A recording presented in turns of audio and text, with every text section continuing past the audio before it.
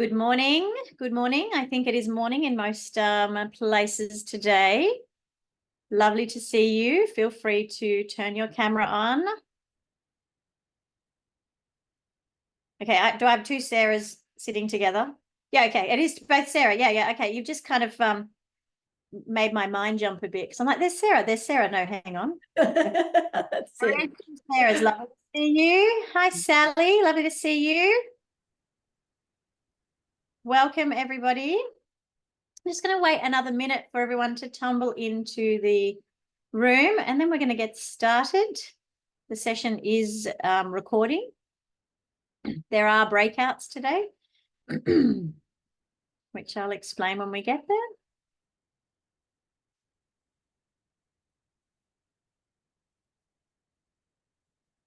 You're welcome to say hi in the chat. We will use the chat today. Oh, we have Q&A. Here's my chat for you. Chat.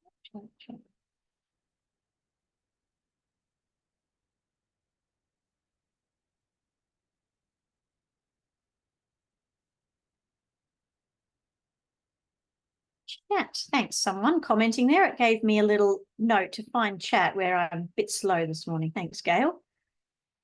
Still kicking into gear, even though I'm in Brisbane. It's 10 o'clock. Oh, is it afternoon in Auckland? Sorry, did I not account for your, it is. Sorry, good afternoon. Kia ora. Welcome.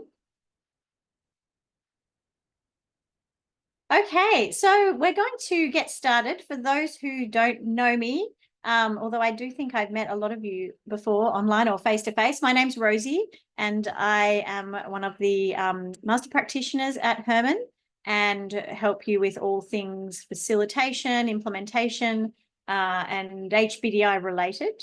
I'm here today to talk to you about shifting minds and gaining stakeholder buy-in. Before we begin, though, I would like to acknowledge the traditional custodians of the land on which I work, which happen to be the Turrbal and the Yagara peoples, and pay my respects to their elders, past, present, and emerging. I'm going to share my screen now, and you'll hopefully let me check. Okay, I just need to see your lovely faces again. Just give me a thumbs up on camera if you can see my screen. All right. Now, today's session is, and the practitioner forums, if you've been to them in the past, we are shifting ever so slightly into a bit more of a development focus. So there's going to hopefully be a topic which we're aiming to support you with the developing. And today it's about gaining buy-in, which is one of the very first and most important pieces that we cover when we run a workshop or even before we run a workshop. And so I want to there's going to be 2 breakout activities today where we put this into action. So I hope you're feeling confident to test your skills in a breakout. If you're going to have trouble with a breakout, just let me know, because I just want to make sure we have enough people in those breakout rooms together. All right, let's get down to business. Moving the slides. You will notice when I facilitate, it's always going to be with 4 colors. Can't help myself. So today, just an overview of the session. Who am I? Rosie. If you need my email address, you want to email me after, well, you're welcome to. It's actually rosemi@herman.com.au. I'd love to connect with you on LinkedIn as well. I do like checking LinkedIn and sometimes get a bit distracted there. Don't tell my boss. Oh, he's not on today. It's all good. You can add me on LinkedIn as well. So the big picture, why we're here, to help you position the power and potential of whole brain thinking. That's what gaining buy-in is in our language. What is this power and potential of the instrument? What am I going to teach you? A 4-step, funny that it's four quadrants, 4-step process to gain buy-in. And we're going to go through that. We've got 60 minutes together. So synchronize, well, we've got 55 now. It's 5 past the hour, depending on your time zone. We have 2 breakouts. Now, if you have questions, today isn't a session where I'm going to be opening the room for questions. If you do have questions, however, please put them in the chat and I will come back to them either near the end or throughout, depending on the breakout. So questions in the chat, it will help me make sure that I'm responding to your needs. Okay. Let me start with a whole brain view of gaining buy-in. Now, whenever I run a topic for a client or a facilitator, whoever it is, I always start, in my mind at least, with a whole brain view of what I'm trying to teach them. Sometimes I make it explicit in the teaching, and sometimes I don't. Sometimes I just use it as a way to design the learning myself. Now, today we're talking about gaining buy-in, and I always want to start in the red quadrant. And so when I use this word buy-in, and some people might even transition that word to selling, in fact, I want to know, what do you feel about it? What do you have to gain buy-in for? And do you actually see gaining buy-in as selling? So that's something I want you to think about in your own mind. And what I'd love you to share in the chat is the one word that comes to mind for you when you think about gaining buy-in for something or selling something to someone. What comes to mind? Do you think, oh, excited? Do you think, oh, nervous? Do you think, oh, opportunity? What is the one word that comes to mind for you when I ask you about gaining buy-in from someone? Put it in the chat. Gail. Oh, I love that word. Essential. Yes. It is pretty, isn't it?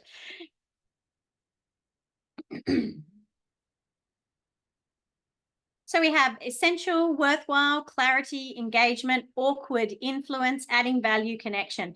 When I first started my journey around whole brain thinking and I had to position and gain buy-in, I found it a little bit uncomfortable because I knew, and this is my struggle with my preference, I knew where I wanted to get someone. I knew the answer, but I wasn't always that great at stepping them through the steps to get to that solution, get to that answer. And so when it happens well, though, it is absolutely these other words: empowering, exciting. Yes, it can be challenging. There's potential there. It's about solving a problem. So first of all, recognize your appetite for this topic. There's a lot of great words. If you're feeling it's a bit nerve-wracking for you, that's fine. If you're feeling this is exciting and there's a lot of potential, that's also great. As a facilitator, it helps me understand the climate of the room, especially on Zoom, where I can't touch and feel you and get to and read you in that intuitive way. So I'm understanding what you're thinking about this topic, gaining buy-in. So thank you for sharing. Now, in the yellow quadrant, buy-in is like, create an analogy. What is buy-in like? So I'd like you to, in the chat now, so the first word was a word around how you feel. This is maybe not just a word, but a statement. What is gaining buy-in like? So gaining buy-in is like getting on the same page. Yeah, it's like connection. Yeah, what's it like? What's gaining buy-in like? Analogy, gaining commitment.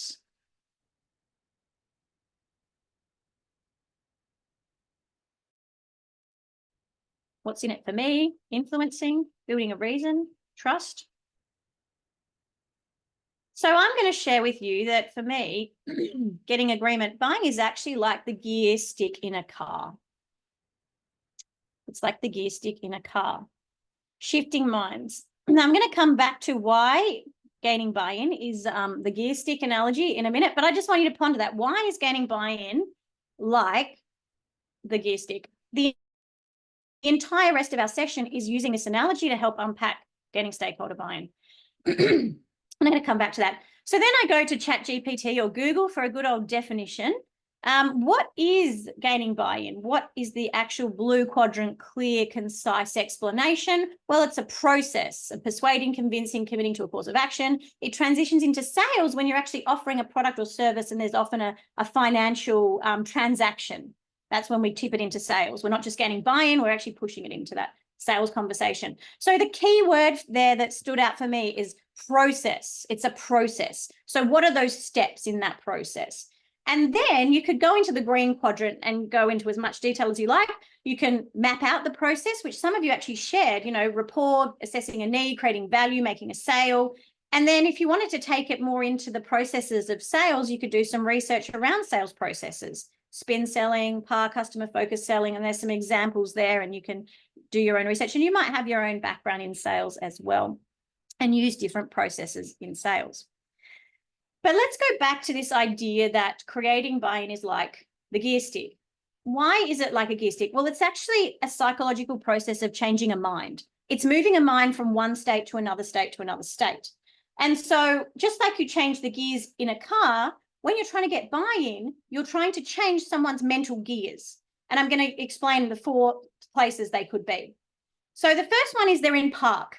Now, that's really, really important because it's saying the car's here. There is someone there engaged with you and present with you to begin this conversation. You cannot get buy-in without a car sitting there, is what I'm trying to say. So you have to have that recognition of who am I talking to? Who's turned up for me today? Now, if you can't get people to turn up and talk to you, you've got a different problem. That's in marketing, and that's a different conversation we'll have. But you need someone in front of you. That's where the car is in park. Another process that the brain might be going through in this buy-in is actually driving forward. So in buy-in, a thinker might be going, oh yeah, okay, I'm moving forward with you. I'm in drive. And so they're moving. And that's the best place to be when you're trying to gain buy-in. You want them to be moving with you as you drive forward together. It's a good spot to be, but that's not always where your thinkers or your stakeholders are. Sometimes they're in neutral. They're just sitting there waiting for you to share something like, what are you going to tell me, Rosie? Have you got anything interesting to say? You could be in neutral today. You could be in neutral right now. You could be going, yeah, I turned up. I'm in park. I'm not with you, Rosie. I'm not driving with you. I'm sitting in neutral going, what have you got to tell me? You're in this idling position. And then there's this also position. It's the reverse position. It's where you have a stakeholder who's actually retreating. You are trying to gain buy-in for something and they're folding their arms and they're closed body language. No, I don't want to hear it. I'm moving away. Don't tell me. Goodbye. Shut the door. I'm leaving. And so you have this scenario as well. So when you're trying to gain buy-in, it's a process, and it's a process of moving someone's thoughts from turning up, I'm here, I'm in park, into drive, maybe from neutral and then into drive, and then also dealing, as it may happen, with any reversing type thoughts that you recognize as you have this conversation. You might hear, oh, this person's reversing now. I've said something that they've responded to, and they're going, no, I'm not sure about that. So this analogy is what I want to take into more detail with you to bring it to life. The most important thing about using this analogy is knowing where you're driving. You have to know the end result of what you're trying to gain buy-in for. If you don't know what that is, how are you going to drive there? You have to know where you're driving. Now, in our language, where are we driving? What is the end point of the car? Well, it's often HBDI. And that could be complete the HBDI. We need to get buy-in for people to complete the HBDI, or we need to get buy-in for people to purchase the HBDI. But there's a lot of diversity in this practitioner group today, and that's not always the case for you. You might be getting buy-in for a workshop, something specific you run, you facilitate, you focus on, but that's your end goal. Maybe it's not a simple workshop. Maybe it's a consulting initiative.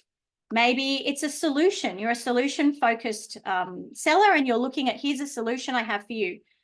As a psychologist, which is my background, I'm often trying to get buy-in for a changed and improved mindset. So I'm trying to get people to think that their current way of processing and thinking isn't helping them. So I'm going for a mindset shift. And actually, when you debrief people, you're often taking them towards a mindset shift to help them understand something differently. Maybe it's a product. Maybe I'm selling a car. And I'm trying to get them to purchase or make the decision about the car or the swimming pool or a trampoline. Just some things that have popped into my mind recently that I've considered buying. But always clarify what that end product is so you know where you're driving to. Now, I said that buy-in is a process. So let's go back now and look at the process towards that end result.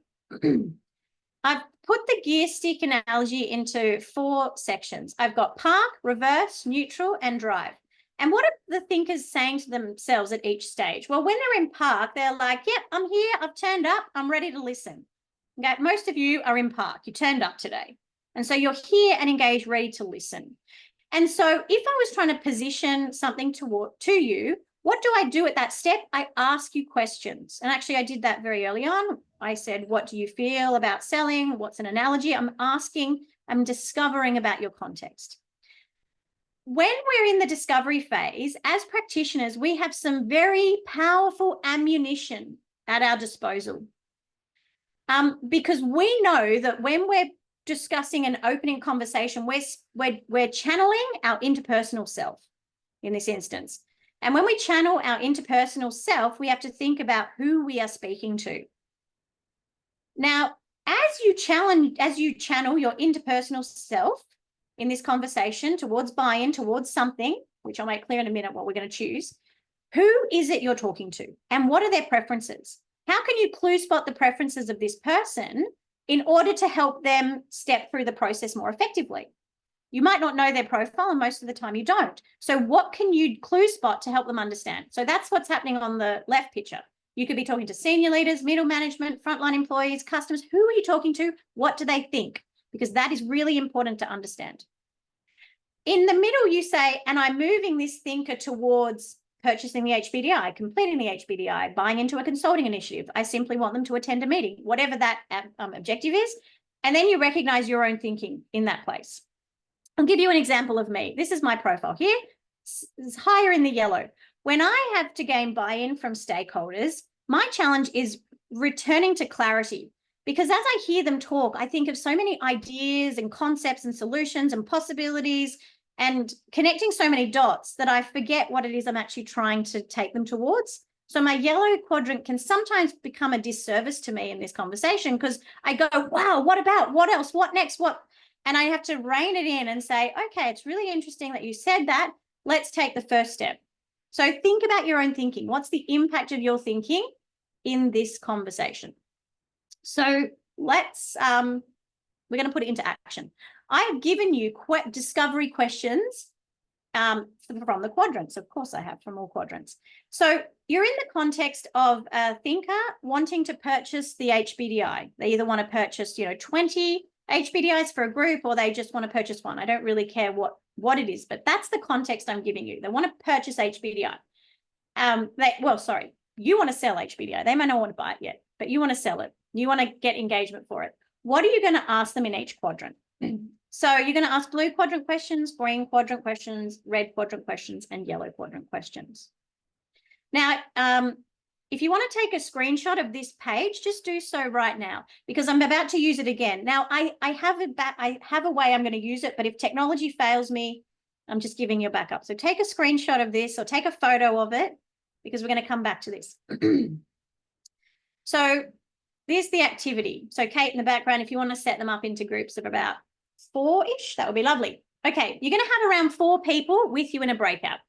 You're going to have 3 people who are, we're going to call them the seller. They're trying to gain the buy-in, and 1 person is going to be the client. The client, you can role play. You can pretend that you're yourself. If you don't like role play and you're having conniptions right now because I've said the word role play, you can just be yourself. But if you would like to be someone else, you can play someone who you've had trouble getting buy-in from. Whoever you are, you must respond according to quadrant. So if you're playing the client and they say, oh, tell me about why you're here today. I'm here to find out how much it's all going to cost. So you're playing to the client.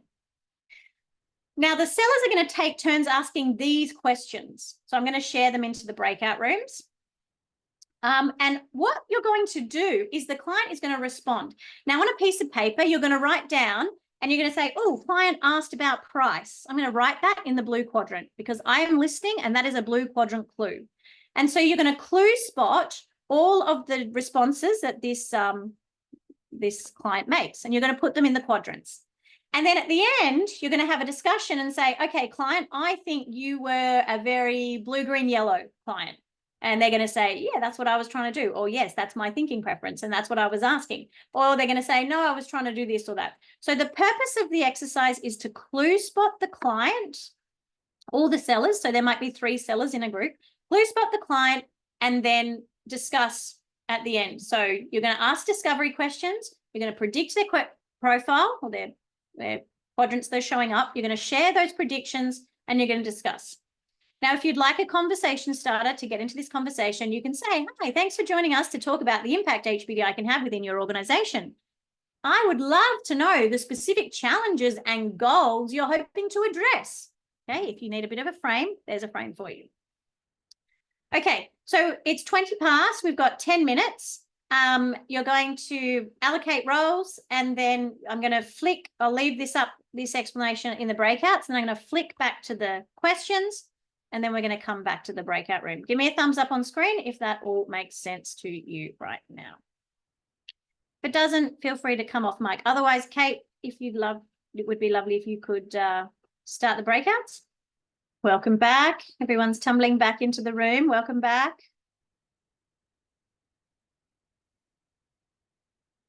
Hello. Welcome back to those who have come back to the room. Lovely to see you're still with us.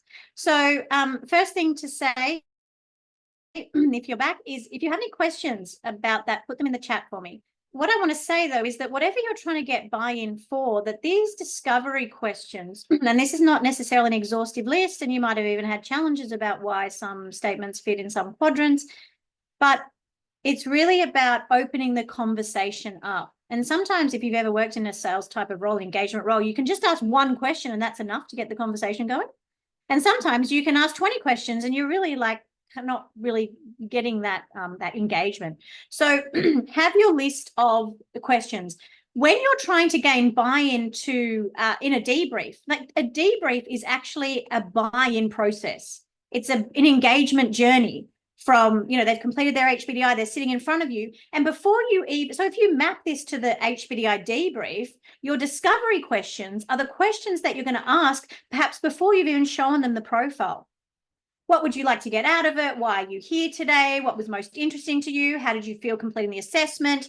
All of those discovery questions are going to prime you to help you go through the profile. And that's part of the buy-in engagement process.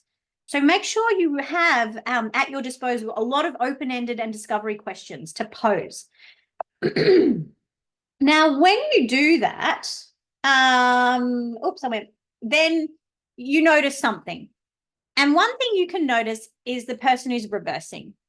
The person who's going, I don't want to be here. This is rubbish. In a debrief scenario, it's the person who says to me, oh, Rosie, this brain stuff is rubbish. It's outdated. It's old. It's not contemporary anymore. It's that conversation. Now, when you're in the reverse stage, you need to channel your inner green quadrant thinker, because someone who's retreating is threatened by their safekeeping self. Their safekeeping self is at risk. So when their safekeeping self is at risk and they're retreating and they're reversing, you need to understand, think about what's happening in the brain. What happens in the brain when we're in a threat state is it doesn't actually think, solve problems, learn, engage, choose. And so if you know anything about the brain, here's a quick picture. We've got the eye. The eye sees a threat. There's a tiger in the room. The eye sees the threat. It sends it to the thalamus, which is like the control center, and the thalamus controls where messages go. And it says, oh, send a message to the optical lobe. That's the eyes. You've seen a tiger. Now the eyes go, oh, I've seen a tiger. The hippocampus plays in, which is the memory center, among other things. And it goes, memory, tiger, danger, and the amygdala fires. Retreat, danger, tiger in my presence. And that is what's happening in the brain. And you'll notice those arrows don't even engage the frontal lobe, which is actually the thinking center, which is what you're trying to engage when you're trying to gain buy-in. It's not going there. Now, when you find someone in reverse, you can use a traffic light to figure out where they are. If they're in the red, they're telling you things because they're frustrated, they're skeptical, they're angry, they're scared. And so there's no point saying, yeah, but you've got it wrong. Like it really is a great tool. I don't know why you're so worried about it. That's not going to help. There could be in the yellow space, the uncertainty, the doubt feeling, or they're green and they're actually not in reverse at all. And we don't need to focus on this page. But what do you do for a thinker who is retreating? What is it that they need from you? Well, it's quite simple. They need to be heard. You need to align to their concerns. So you're going to go back into the same breakouts. I'm going to make them a little bit smaller this time.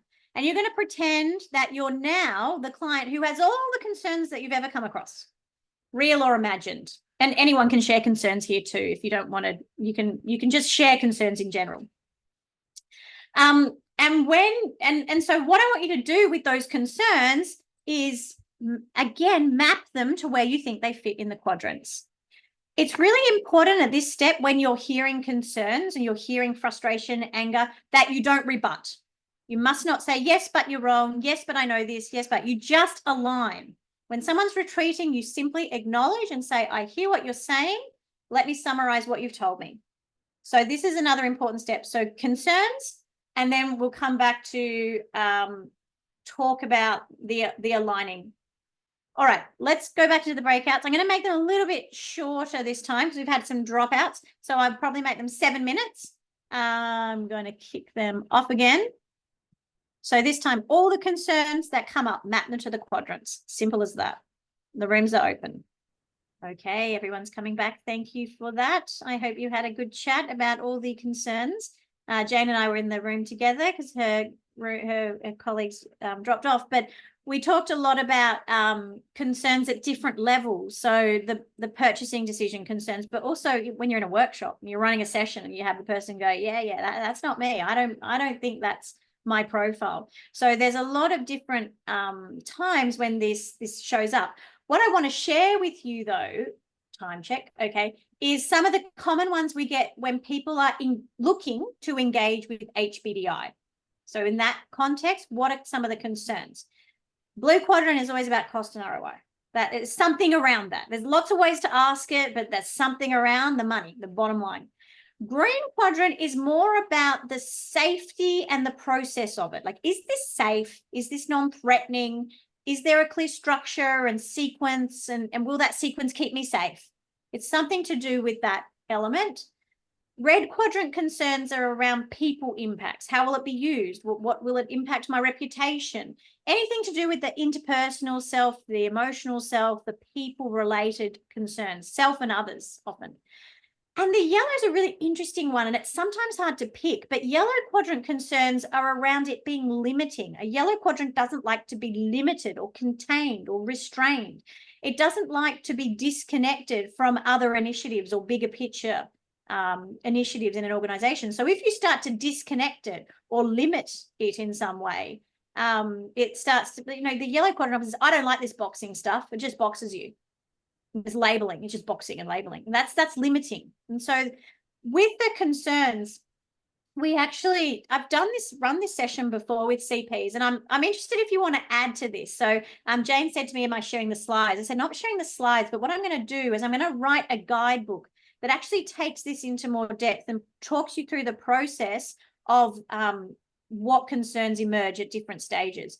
And so, how do they phrase it? Return on investment, cheaper options. How do you compare? Is it valid? What's the right answer? So these are all concerns that people come up with, and they're obviously covering the 4 quadrants. We can map them to the quadrants to understand better. Now, when you hear concerns, remember I said you don't actually rebut them. If someone's in that retreat reverse phase, the only thing you need to do is align and acknowledge them and their concern. So yeah, okay, I take that on board. I had it recently in a workshop, and I said at the beginning that this person was like, oh, left, right brain, it's so out of date. You don't just use your left and right brain. I said, yeah, okay. So I didn't disagree or agree. I said, yeah, I've heard that. Tell me more about what you know. Oh, well, I read this research and it says that you don't use. Yeah, I said, I've heard that too. I've heard that research. So I'm aligning to this person. Now, I'm not rebutting them until I get to this next step. The neutral step is when I start to position value. Now, when I've heard their concerns, they're more open to hear me move forward. If I haven't done that well, they're not going to come with me into the neutral phase. But if I've done that well, they're in neutral and they're like, no, I'm not sure, but I'm open to listening. And here you're creating value. How do you create value? You channel your inner yellow quadrant self, your opportunity self. When someone's going, I'm not sure, you're thinking about creating opportunity for them. Now, if you ever worked with Andrew Stagg, the lovely Andrew Stagg, who went on to retire, don't know why he did that. Why would you go and retire? He left me with this wonderful formula. Value is benefits minus concerns. So if you're trying to get value, we already talked about concerns. You want to increase the benefits and you want to reduce the concerns.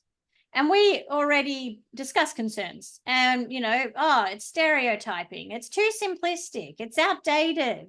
It's too expensive and it's going to take me too much time.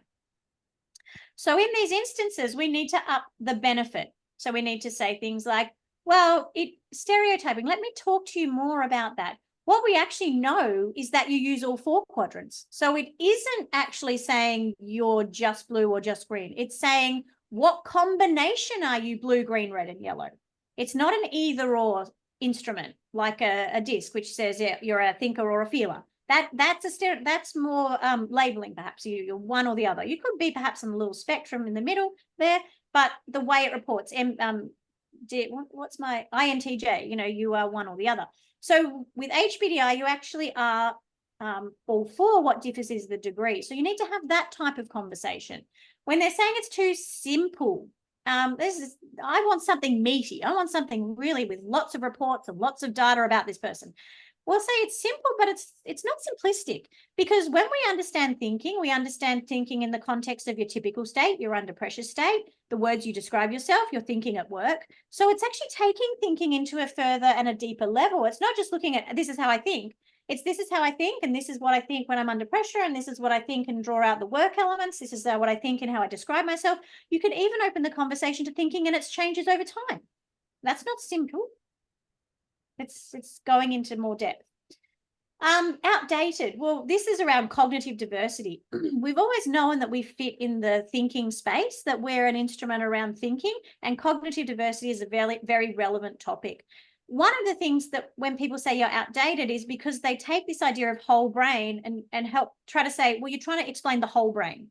We're not actually trying to explain the whole brain. We're trying to explain the whole thinking brain, which is a particular part of the brain, and this is how it operates. So when people say that this isn't relevant, like my thinker who said left and right brain's outdated, I was like, I absolutely agree with you. And we actually don't say that you are a left brainer or a right brainer. We actually understand how you think and the quadrants with which you use. When people talk about cost, this is an interesting one. And one of the valuable things about HBDI, it is an instrument that you can complete once, and then you can use 50 times, 500 times, or 5 times. Now, if you use the HBDI once, you're going to pay $180 for that choice. If you're going to use the HBDI 5 times, you divide the cost by 5, and you start to recognize the value. And that's why each time you use the HBDI in your work, in your problem solving, and whatever it is you're doing, you help to keep it alive and recur and get more ROI and cost, because you're using it more than once. You don't have to do the HBDI and then 6 months later do it again. You do the HBDI and you use it again and again and again and again. And that's very valuable if you're doing it well. And then I guess with time, I think that the benefit here is around looking at technology and using technology to speed up implementation timelines and to not necessarily do things the way we've always done them. We don't have to run a 4-hour workshop. We can run 60 minutes, do the HBDI, another 60-minute session, another 60-minute session. We can order time in different ways, or diversify the ways we use and manage time to think about those time concerns. And that takes a bit of thinking and processing with your stakeholder. And things like the thinker journey and the thinker portal, they help you do that, help enable that time breakdown in different ways. I mean, if you're going to learn to ride a bike, it's still going to take you the time it takes you to learn to ride a bike. You're not just going to get on that bike one day. Oh, I hate using this analogy now because my son actually did it. He got on a bike, 2 wheels, and rode it off. He destroyed my analogy. But in general, you don't just get on something and do it well straight away. You've practiced, and there was practice in other ways. He practiced risk-taking very well. But there are other skills that you practice to get there. So when you're talking about time, you're going to think, well, what are the skills we need to develop and practice, and how much time is that going to take? Have that type of conversation. Now, in terms of creating value, again, we can use the quadrants. So blue quadrant value is around the validity, the neuroscience, the ROI. The green quadrant value is around the actionability. You can learn about your thinking and you can choose to adapt straight away and respond in a different way. Like Jane was in the session and with me, and she said, I inhabited a different quadrant thinker. She immediately used her knowledge to operate in a different way. She actioned her insights. And so that's about the actionable, implemented, and applied across context. We know that this is something that can be used in many different ways: problem solving, decision making, communication, change strategies, whatever it is that they're trying to impact. Is there a way to answer these questions in advance? Yeah, I might get to that. Thanks for the question. Good one. In the red quadrant, personally impactful, positive, and people-driven. Well, okay, it's only as positive as you, the CP, make it, because it's easy for you to go around bashing quadrants and saying, oh, those really annoying blue quadrant thinkers, they just want the facts, or those detailed thinkers, can they just stop being so nitty-gritty? But actually, it's designed as a positive-based instrument with positive intention behind how these quadrants contribute to people development initiatives. What's their value? What do they bring? And people remember it quickly. In the yellow quadrant, I talked about simple but not simplistic before. Non-judgmental, there isn't a better or worse. I can't say this enough or more times. There isn't an ideal profile. There is your profile, and that has implications to it. And there's also a capacity to develop. Just because I think in this way doesn't mean I can't adapt and respond. Actually, Stephen, to your question about can we sort of phrase some of this in advance, the answer is yes. You might need to start opening a conversation around some of these key messages. In fact, in the next forum, if I can get my butt into gear, I'd actually like to share a slide deck that does this in advance before they go to the next step. So I'm hoping that this session can link to the next session. I've got to get my skates on though with that. So when we create the value in this neutral space, and we can do so through presentations, through information, through discussion with a thinker, then we're ready for the last step, which is, okay, I'm with you, I'm driving. And this is the part we have to know where you're heading, know what's next. Now, when you channel your inner drive, it's really about the analytical self. And by that, I mean being clear on what you're trying to achieve and where you're going, what your offer is to this person. It's almost pitching in a way in this early stage. And in a workshop setting, it's saying, well, what are you going to do with this stuff? How are you going to apply it? What's the objective? What's the end goal here? What are we going to do? Not how are we going to do it? This is what are we going to do? Now, to channel your analytical self, I've used the example of what I call a pitch on a page. So whenever I pitch something on a page, I always do it on a page and I use the model. So if I'm positioning that you should choose HBDI as an initiative in an organization, I actually start yellow and I talk about potential. I say there's a model here. Now, we've been talking about HBDI the whole session so far. I haven't actually mentioned the whole brain model really at all. But the model is different to the instrument. The model is the map. It's the framework, it's the common language, and that is incredibly powerful. It unlocks so many doors because it's unique to other instruments in that we have a map that sits behind us.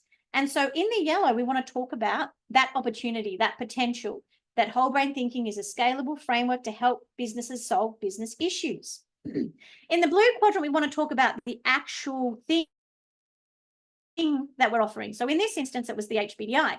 You know, they want to think about the price, the investment they're making on that price, and also the technology that supports that. And there's a screenshot of the thinker journey. In the green quadrant, it's about the process. And this is where thinkers want to see it in action. So they might actually want to see pictures of the profile. They might want to see the team profile. They might want to see the thinker journey. They actually want to demo parts of it, or they actually want to hear stories of application, uses, and impacts. Case studies, testimonials, your experiences doing it. And they also want to know about time, the impact of time. And then in the red quadrant, so in this quadrant, I suggest you think about why me, like why are you engaging the person myself? What value can I bring? What are my experiences? This is a bit around credibility, even though it fits in the red. It's about you and the credibility of you, but through your successes, your stories, and your ability to do what you did earlier, which is clue spot their discovery. So at this point in a conversation, I say, I want to go back to when I asked you those questions. And those questions I asked you, I actually wrote the answers down and I mapped them to our 4 quadrants. Let me explain these 4 quadrants and let me explain what I mapped in terms of your response. And at this moment, they go, oh, wow, here's a model that I talked to them about. Oh, I only asked questions about money. I didn't care about the people. And that's buy-in, and that is engagement. And they go penny drop moment. And this is how Ned Herman used to sell it as well. He'd do that reveal at the end and go, oh, I can see now where the dots are no longer connecting and why I need to do this. So my last message is around leaving with a call to action. I met with a wonderful CP last week who said, I'm really having trouble selling. And you know what it boiled down to? She was so good at what she did, she actually gave them the solution and they didn't need to buy anything from her. Because in this engagement conversation that I just talked you through, she solved the issue. Now, that's okay unless you want to make money and be in business or solve a problem, whatever it is you're trying to get to. So if you have a tendency to solve people's issues too quickly, make sure you know the next step you're trying to take them towards. What is the next action? And around that action, The brain makes decisions better when it's urgent, it's scarce, and you're an authority. So use some of those principles. Hey, I think that we should engage with this HBDI, but I've only got a couple of blocks in my diary in the next couple of months. There's your scarcity. Oh, it's really important that you get this going because I know you have this project ready and waiting in the pipeline, and this can help you map the tasks of that project. That's urgency. You're creating urgency. So those are some just tricks around decision making. Okay, 58, 2 minutes. Now, that session was a 3/4 hour session in 60 minutes. So hence the no sharing, the talking through and the stepping you through. What I will create and I'll put into the portal is a breakdown of this process and using a couple of scenarios. If you were talking to someone who's purchasing the HBI, if you were talking to someone who's trying to engage in a workshop, because there's different scenarios where you need to gain buy-in. What about they've actually done the HBDI, they've done their teams and they've put it in the box or their folder and they're like, yeah, what's next?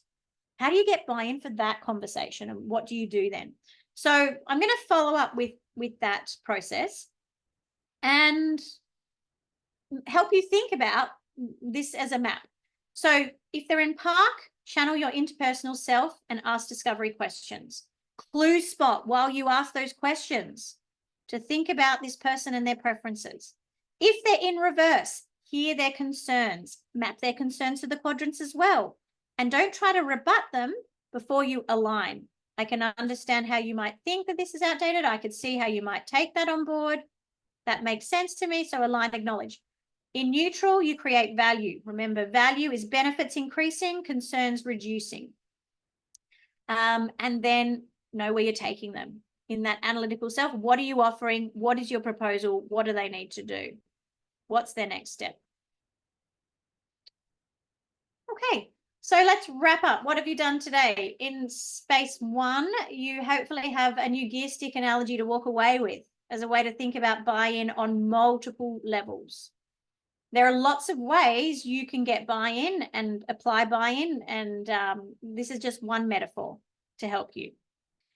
In the blue quadrant, you used your thinking lens and the lens of others to get impact. Use whole brain thinking to create impact. Use it, apply it, use it, apply it. And in the green quadrant, I said that already, use it to help you. If you get stuck in this conversation, look at the quadrants. Which quadrant am I stuck in? Why am I stuck here? Use the quadrants to help identify where your roadblocks are. And then the last step, I want to hear from you. Have you done this? Have you done this in a workshop? Have you sold this or something else to someone? And when you look back, you went, wow, I went through the gear stick, or I did that, or this is how it played out, and I got buy-in. I know there are many, many effective practitioners in the room here. And I want to hear about those stories of gaining buy-in and shifting minds. And if you're open to it, I'd love you to talk about it next time and you to share what that was like. Because I think hearing from me is one thing, but I'm not the expert in what you do. You are the expert in that. And so having those stories and that sharing is a really powerful way to help others use it in their own context. Whoa, it's 1 minute past the hour. I've taken 60 minutes. If you want to stay online, I do have another meeting, but I'll ask him to wait 5 minutes. If you've got any questions, just pop them in the chat and I will cover some of them. But otherwise, thank you for turning up today. Thank you for engaging. Hopefully you were buying in at some points of that session. And I look forward to seeing you again in the future.